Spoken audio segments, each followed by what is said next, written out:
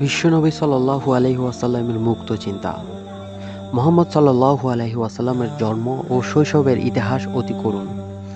মাতৃগর্ভে থাকাকালীন পিতাকে হারালেন, শিশুকালেই মাকে হারালেন, বাল্যকালে দাদাকে হারালেন। সুতরাং পরিবেশ বাধ্য করল তাকে আপন ধারাতে গড়ে উঠতে।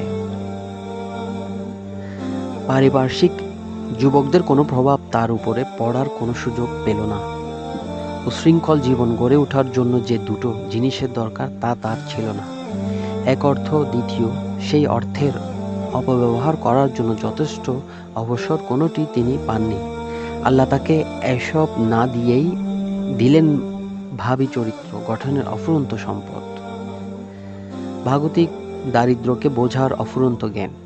পুতুল পূজা সম্পর্কে বিশ্বনবী চিরদিনই ঘৃণার মনোভাব পোষণ করতেন। তিনি কোনোদিনই পুতুল পূজা বরদাস্ত করতে পারেননি। কোনো যুবগোষ্ঠীও তাকে কোনোদিনও এর প্রতি আকৃষ্ট করতে পারেনি। তিনি যুবকদের সঙ্গে খুবই কম মেলামেশা করতেন, কেননা তিনি আনন্দ পেতেন নির্জনতায়, মেলামেশাই নয়। তাই প্রয়োজনের বাইরে একটি কথাও বলতেন না। তিনি চিন্তার বিভোর থাকতেন প্রায় সারাক্ষণ। যে চিন্তা ছিল সমস্ত মানব গোষ্ঠীর চিন্তা, আকাশ পাতাল বৃক্ষলতা পরিবেষ্টিত সারা বিশ্বের চিন্তা।